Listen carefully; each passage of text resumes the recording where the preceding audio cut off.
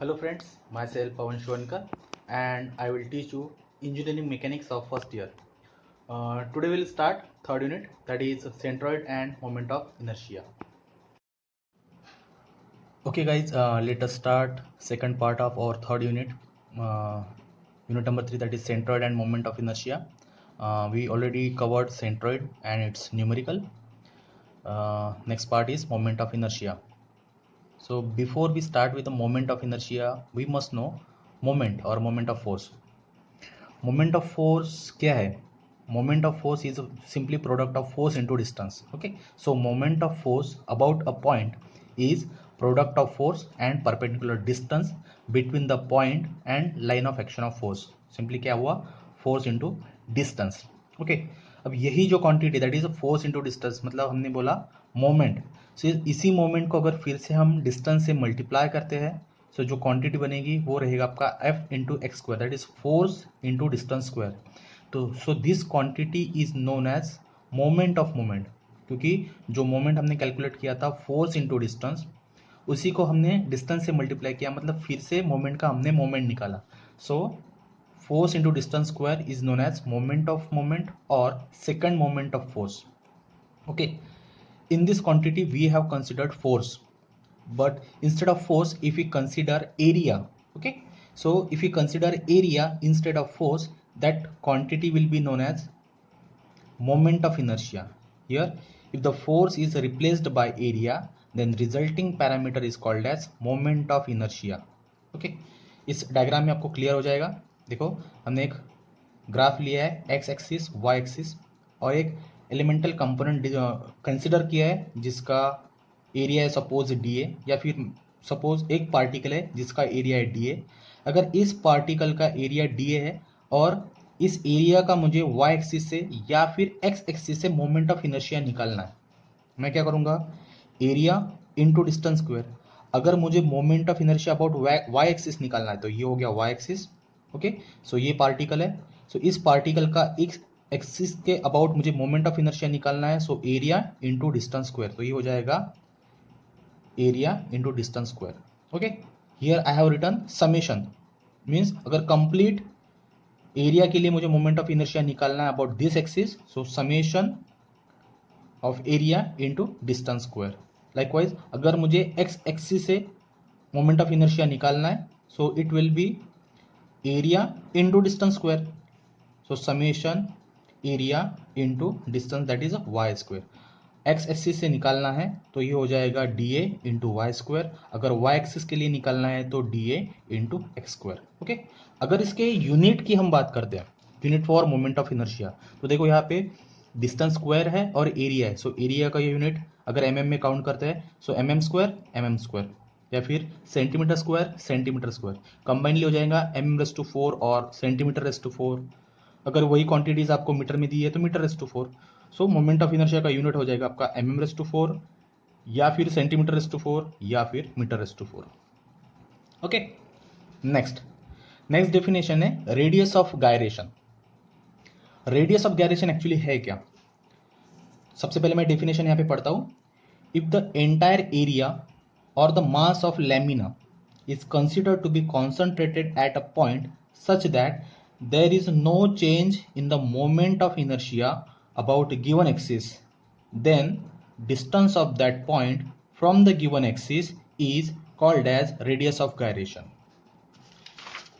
देखो हम यहाँ पे एक्सप्लेन कर रहे हैं. Suppose we have considered one disc of mass m and radius r.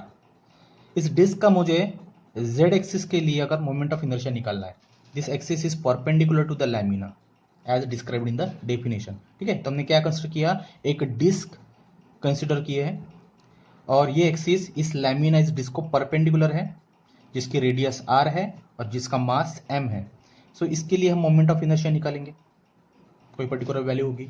ठीक है, सो सेकंड सिस्टम में मैंने क्या किया कि एक पार्टिकल कंसिडर किया है जिसका मास इस डिस्क के मास से सेम है. ओके, सो मतलब इस पार्टिकल का मास और इस डिस्क का मास सेम है. Okay, again I have considered one perpendicular axis that is axis Z Z. okay, so it will rotate again at a particular radius, particular distance होगा, suppose r या फिर कोई भी डिस्टेंस ले लो, suppose मैंने यहाँ पे k लिया है. सो अगर इस सिस्टम का और इस सिस्टम का मोमेंट ऑफ इनर्शिया सेम है, इस सिस्टम का और इस सिस्टम का मोमेंट ऑफ इनर्शिया अगर सेम है, तो जितनी रेडियस पे ये पार्टिकल रोटेट हो रहा है इस एक्सिस के अबाउट, वो जो डिस्टेंस रहेगा उसको बोलेंगे हम रेडियस ऑफ गायरेशन. समझ में आया? हमने क्या कंसिडर किया था? डिस्क है जिसका रेडियस r और जिसका मास m है. ओके, सेकंड सिस्टम में हमने फिर से एक पार्टिकल लिया, एक डिस्क नहीं लिया, एक पार्टिकल लिया है जिसका मास और डिस्क का मास सेम है और वो पर्टिकुलर रेडियस के साथ में रोटेट हो रहा है about this axis. This is a vertical perpendicular axis of lamina. तो अगर दोनों सिस्टम का मोमेंट ऑफ इनर्शिया सेम है, तो जितने रेडियस पे ये पार्टिकल रोटेट हो रहा है उस डिस्टेंस को बोलेंगे हम रेडियस ऑफ गायरेशन. मतलब दोनों सिस्टम का मोमेंट ऑफ इनर्शिया इतने डिस्टेंस पे सेम आ रहा है, तो ये जो डिस्टेंस रहेगा के, उस डिस्टेंस को हम बोलेंगे radius of gyration. Got it? तो यही डेफिनेशन में हमने लिखा है. ओके, सो अगर हम रेडियस ऑफ गायरेशन और मोमेंट ऑफ इनर्शिया में रिलेशन देखेंगे तो रिलेशन है I is equal to a into k square. Okay, so k का फॉर्मूला हम यहाँ से डिराइव कर सकते हैं, k will be under root of I by a. Okay, clear? Next part is polar moment of inertia. Polar moment of inertia अभी हमने एक डिस्कस किया था. सबसे पहले मैं डेफिनेशन पढ़ लेता हूं. Moment of inertia about an axis perpendicular to the plane of an area is known as polar moment of inertia.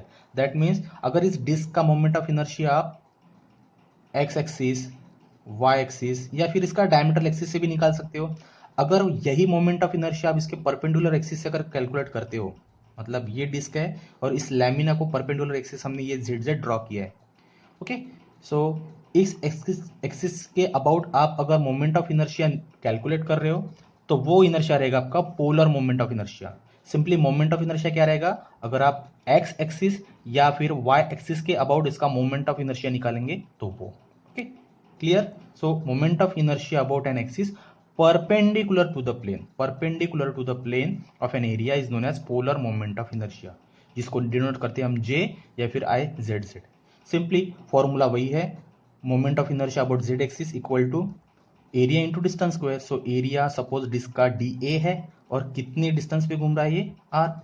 Okay, so are square. Clear? ये हो गया आपका polar moment of inertia. Next part moment of inertia theorems. Usually दो theorem है, perpendicular axis theorem and parallel axis theorem. So पहला theorem है perpendicular axis theorem. आज के लेक्चर में हम परपेंडिकुलर एक्सिस थ्योरम कंप्लीट करेंगे.